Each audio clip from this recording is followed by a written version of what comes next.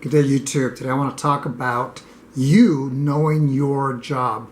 Whether it's a civilian job, whether it's a military job, know it inside and out. When I was a functional expert in my job, that meant I knew the ins and outs, how to create the checklist, the order, whatever I had to do to deliver for the customer back in the day. I was the functional expert, meaning I can do it from A through Z. As you progress through the ranks in the military, it's going to change. And sometimes, in most cases, we're not going to be that functional expert, which I don't really like, but that's what I want to talk about today. So when you join the military or your job after school, think of it like this. Is there a training plan for you, for us to learn? If the answer is yes, great. That could be on-the-job training with someone else. That could be book training where you even have a quiz or a test just to make sure that you understand the knowledge, that you're capturing that knowledge for you to move forward. That is very important. Next thing is, what we had today at work is we had a training session. We started last week, and we're going to do it every 2 weeks. But the reason we did it back to back, the reason we did it today is because I have to leave town for the Air Force in 1 week with someone else. We're going out to Georgia, and we're going to deliver a presentation amongst the Air Force Reserve Force Support Squadron, which is my job. That's a combination of personnel and, in some cases, in most cases, services. You have two career fields, and we're going to talk about evaluations for the Air Force and changes. I see that as a challenge for myself because I'm going to be in front of a lot of my peers, a lot of other people in force support, and I guarantee you they're going to have questions. So for me, the best thing I can do is get educated with the team that I work with so I can deliver next week a presentation and feel confident as well. So training, ongoing training is very important. I did the training today, and somebody asked me, why are you logged in for this training? And I said, because I'm giving the training. And she said, I thought I was going to give the training. I said, you know what? Let's do this. Let's do a combination tag team.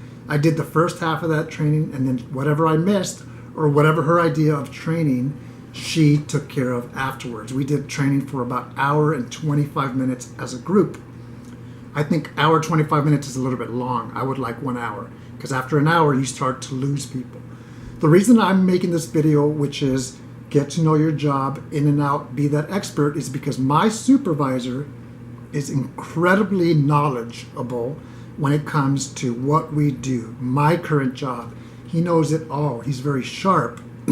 I like to learn from individuals just like this person. At the same time, I try to be kind of like him in the sense that he knows and he's thinking big picture. When I was an enlisted airman, let's say a firefighter, I would focus more on today. What is my job today? And if you're not fighting fires, you're training and you're attending training as well. But now that I'm a little bit older, what I like to do is emulate my supervisor, and he's a forward thinker when it comes to work. He's thinking 1 year out, 5 years out, and so forth. That's how I'm trying to be as well. In other words, I want to be the functional expert as much as possible, realizing that I'm not going to be the functional expert in everything or in most things. That's how come I have a good team that I work with, and I task them to ensure that they are the experts and I continue to learn from them. But at the same time, where am I going to be with this organization in 1 year or in 3 years from now? I'm trying to look at that big picture of the job as well. Next thing is, anytime we are trained, either personally or as a team, that's going to benefit all of the people that we deal with, whether it's the customer, whether it's the team, or us as individuals. I gave the training today, and I began by saying, I'm looking forward to us beginning this training plan every 2 weeks, different topics, different briefers, and I'll begin today. And at the end, that boosted my confidence level because I told these people, I said, you know what, I have a pretty good knowledge of this program. However, I'm not the expert on all of it. And that is where you as an individual, the team that I was with, If I miss something, if you have a question, if you have some input, make sure you share it, because that's going to benefit all of us. That is the team. My confidence level goes up. Tomorrow I have to brief our director, who's a full bird colonel, on what I'm going to brief next week in Georgia. It is something of a practice, but I already know what I have to say, and I have to practice that overnight. So tomorrow when I meet with them at 10 in the morning, I am good to go. Not only am I confident, but I can deliver, answer any questions with my teammate who is going to brief as well. And that way, our director, basically he's a commander, is going to say, okay, I feel confident. You answer any questions that I had. Go out there, present and represent the Air Force Reserve to the best capacity that you can. That's what it's about. We're not always going to be that expert. That's okay. Remember that. But we can strive to be the expert. Just because we're not going to be that expert doesn't mean that we can say, oh, I don't have to be the expert, and let that go. I would actually caution you not to do that and do the opposite, to be the best that you can with whatever job you have. And that goes outside of the military. It doesn't matter what job you have or what you're doing, whether it's full-time or part-time, whatever job you have, do the best that you can.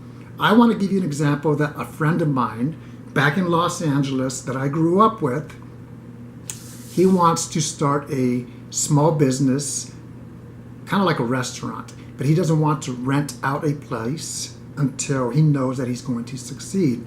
He thought outside of the box and said, I don't need to invent the wheel. I just have to see how company A, who's a successful company, does it, learn from them, and then I can do that, copy that plan, and make some tweaks as well, and begin his business, which he has.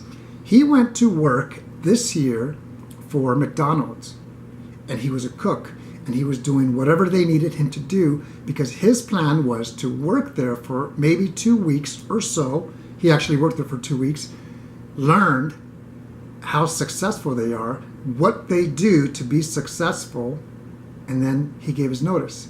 He never even collected his paycheck for those 2 weeks, but he got inside of the company, a successful company, copied the plan here, and now he attends farmers markets in the Los Angeles area and creates the food that he wants to make, and is so far being successful in about 8 months already. That's what he's done. So my point is this: you don't have to invent something as long as you can reinvent or look at something that's successful, whether it's your boss, whether it's your teammate, or the people that work for you. See what works well and see what doesn't work well, and take it from there. Make yourself an effective individual at your job, confident, and you will succeed. Hopefully this helped. Have a great day.